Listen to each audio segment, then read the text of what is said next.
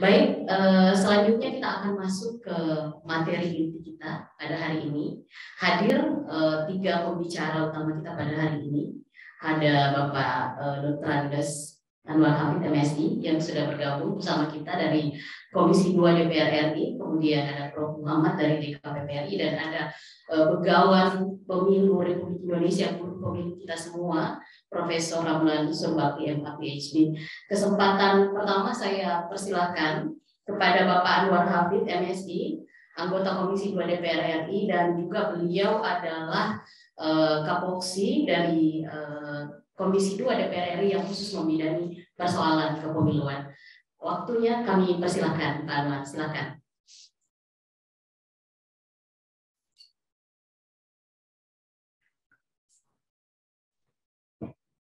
Assalamualaikum warahmatullahi wabarakatuh. Waalaikumsalam warahmatullahi wabarakatuh.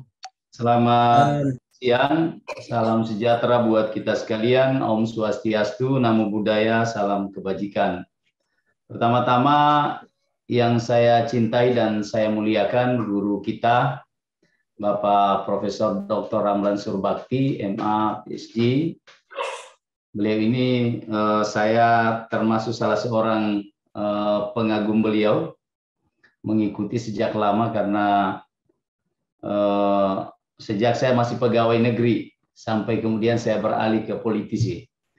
Yang saya hormati sahabat saya Pak Profesor Dr. Muhammad SIP MSI, Ketua DKPP.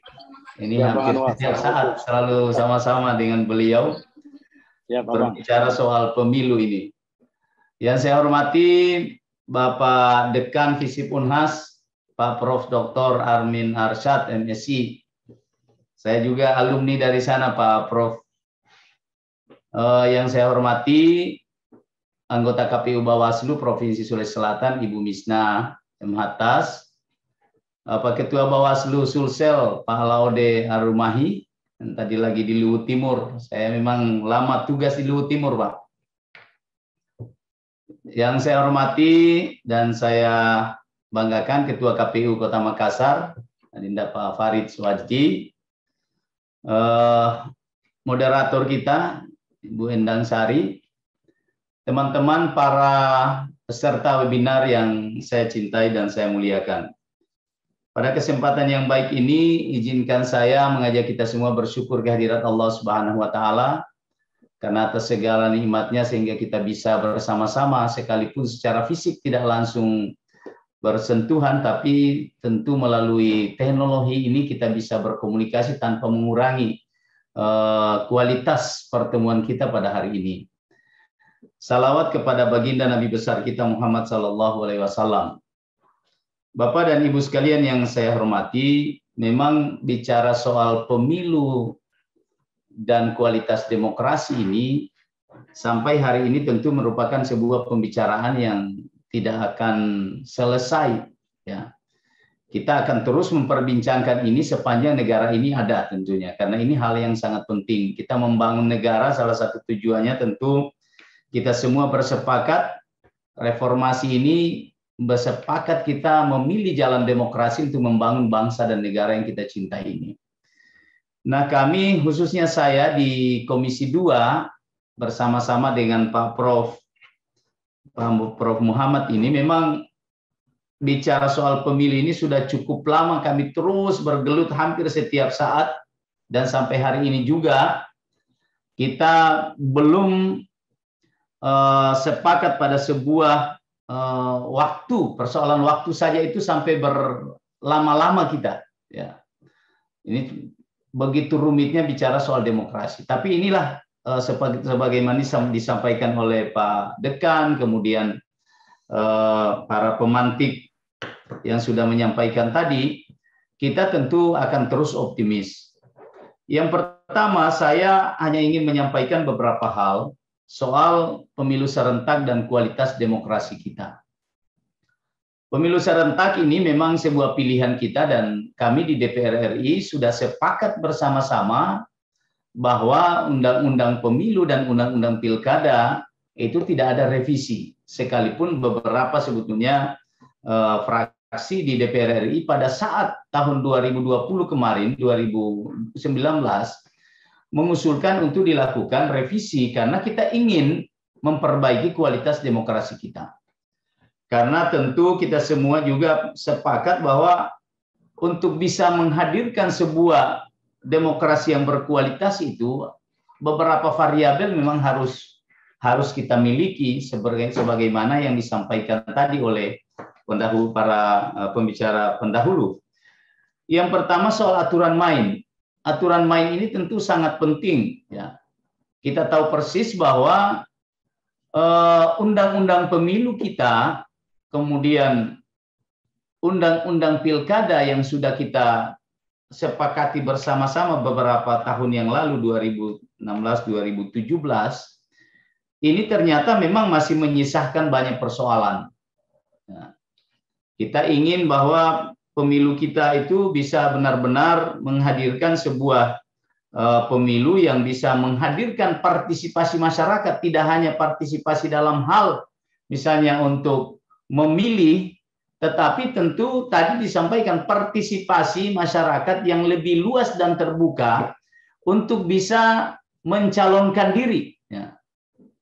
Ini dengan aturan main yang ada sekarang ini belum bisa menjamin bahwa semua warga negara itu bisa untuk bisa menempatkan dirinya, bisa dipilih. Kalau untuk bisa memilih, saya kira tadi sudah disampaikan, dan hasil evaluasi panja pilkada tahun 2020 kami di Komisi 2 mengambil kesimpulan bahwa partisipasi pemilih tahun 2020 kemarin itu adalah salah satu partisipasi pemilih tertinggi sepanjang sejarah kita melakukan pemilihan di Indonesia ini.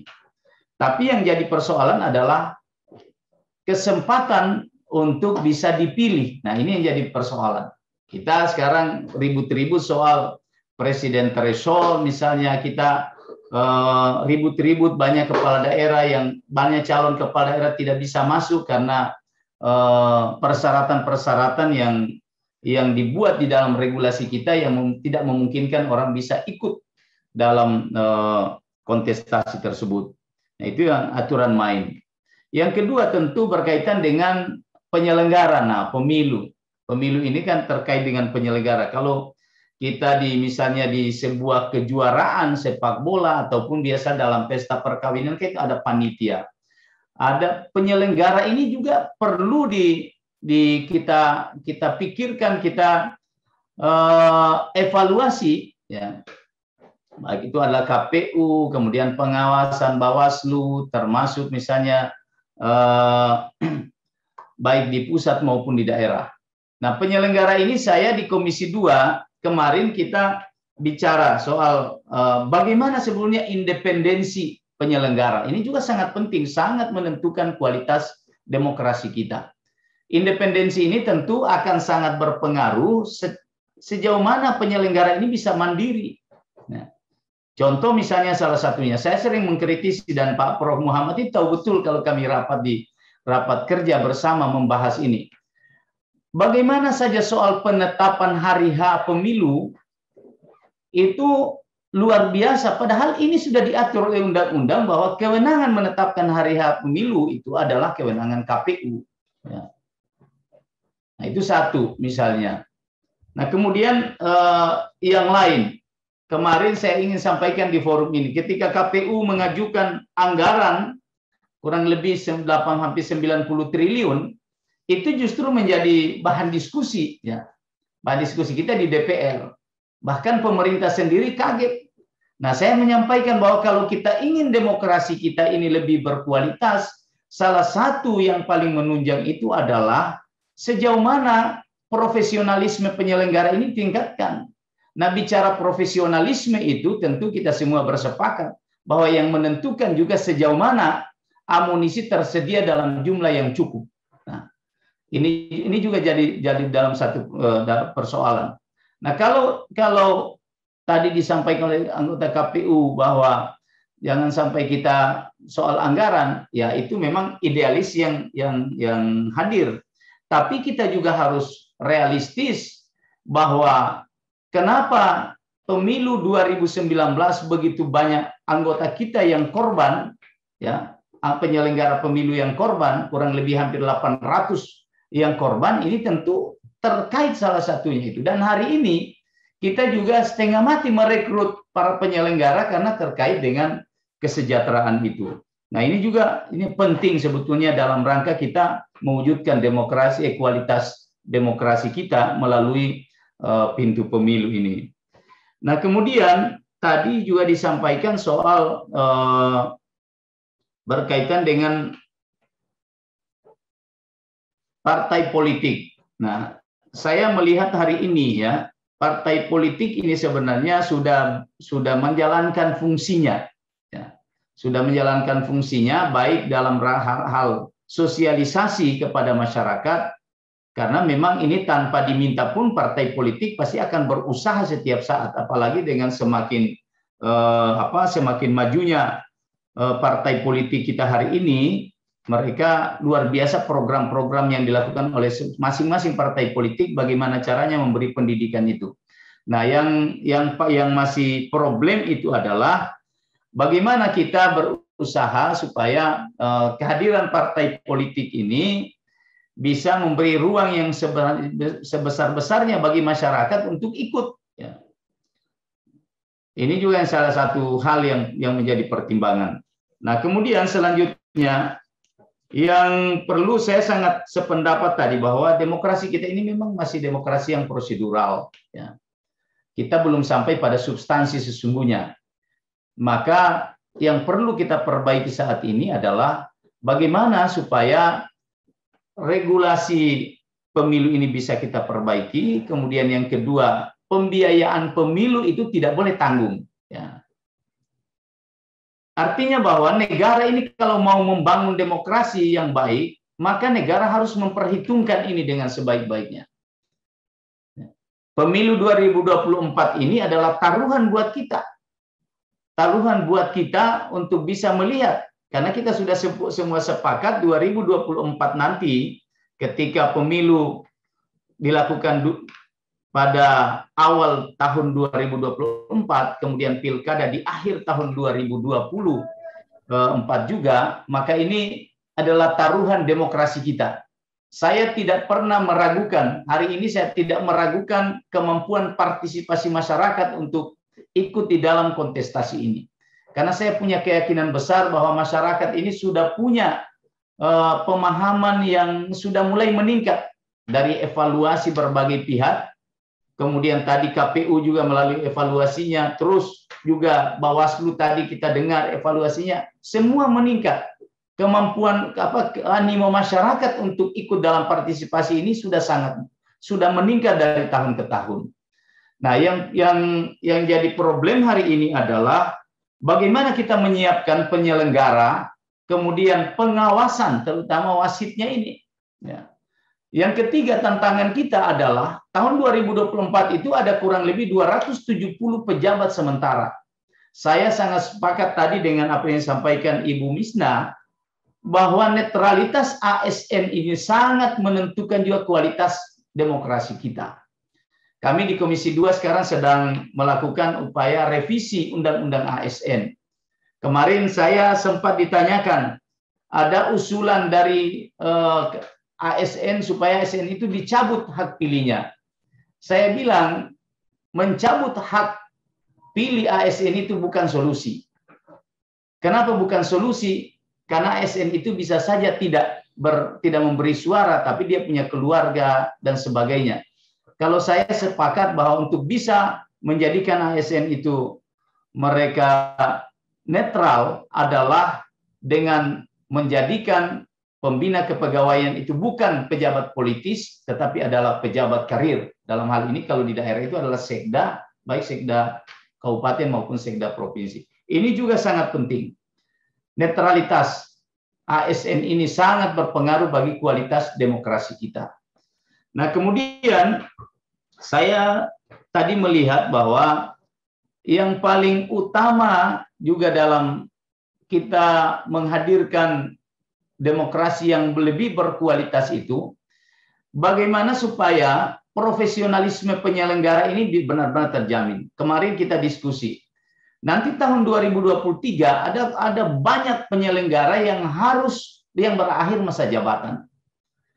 Saya bilang kalau ini kita mengikuti prosedur biasa, maka pasti akan terjadi kekacauan di pemilu 2024. Kita sementara seleksi, kemudian pemilu terus berjalan. Nah ini makanya ini juga menjadi salah satu, mungkin nanti dalam seminar ini bisa kita jadikan satu kesimpulan.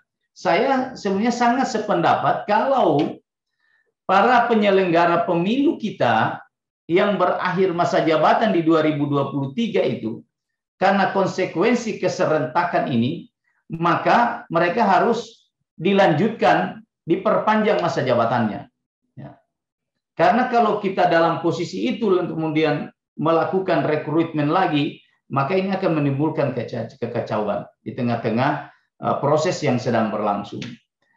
Nah, kemudian yang ketiga, titik lemah kita juga dalam menghadapi pilkada nanti.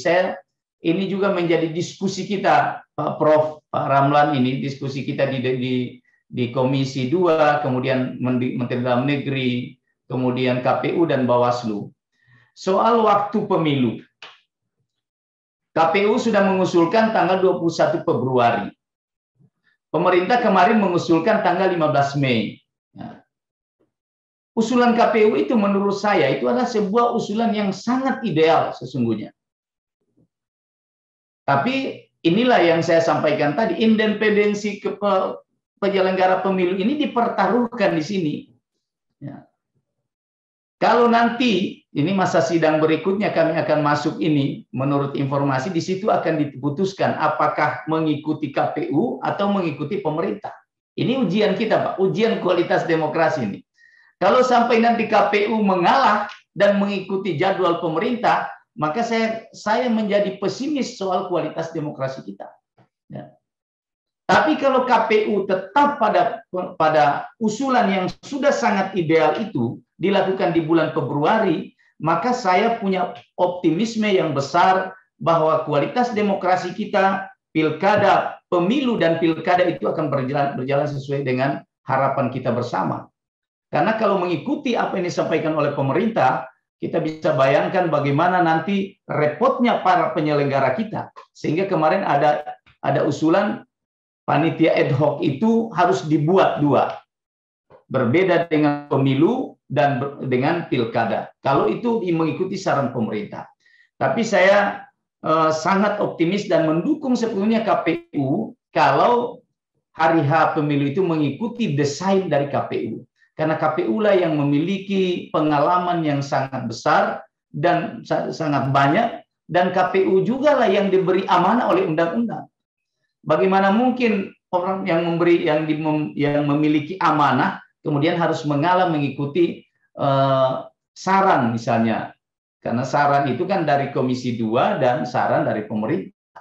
Nah, ini juga tentu banyak kaitannya sesungguhnya. Nah, oleh karena itu saya kira ini pokok-pokok pikiran yang bisa saya sampaikan pada kesempatan ini. Saya tidak bisa memberi sebuah kesimpulan karena ada guru besar kita di sini yang sangat paham soal pemilu, tapi realitas-realitas yang sementara berkembang, baik di parlemen, kemudian di lapangan tadi bisa disampaikan, itulah yang ingin saya jelaskan pada kesempatan ini. Saya kira itu saja yang bisa saya sampaikan. Kita berharap bahwa pemilu kita 2024 dengan sangat optimis kita bisa hadirkan kualitas demokrasi yang lebih baik, sehingga kita menghadirkan pemimpin baik di tingkat nasional maupun lokal yang berkualitas, yang bisa membawa bangsa dan negara ini serta daerah menjadi lebih baik. Saya kira itu yang dapat saya sampaikan. Terima kasih. Wallahu musta'an. Assalamualaikum warahmatullahi wabarakatuh. Salam sejahtera buat kita sekalian. Waalaikumsalam warahmatullahi wabarakatuh. Terima kasih Bapak Anwar Hafid, MSI dari Komisi 2 DPR RI. Luar biasa tadi ulasan beliau. Dan ada beberapa yang kami catat tadi yang disampaikan terkait dengan bagaimana menjaga demokrasi pada pelaksanaan pemilu serentak 2024, misalnya terkait dengan bagaimana perekrutan penyelenggara ad hoc, bagaimana kesejahteraan penyelenggara dan bagaimana terkait dengan jadwal yang seharusnya ditentukan oleh KPU dalam hal ini, dan juga bagaimana sikap dari Pak Anwar tadi tentang masa kerja penyelenggara pemilu dalam hal ini yang akan sangat riskan ketika kemudian pilkada digelar di tahun 2024 dalam 1 tahun, digelar pula pemilu dan juga pilkada, dan di tahun 2023 di masa-masa tahapan masuk pada tahap yang sangat krusial dan terjadi pergantian di situ, sehingga usulannya tadi dari Pak Anwar disampaikan bahwa sebaiknya penyelenggara kemudian ditambah masa jabatannya dan kemudian setelah selesai proses pemilu dan pilkada pada tahun 2024. Menarik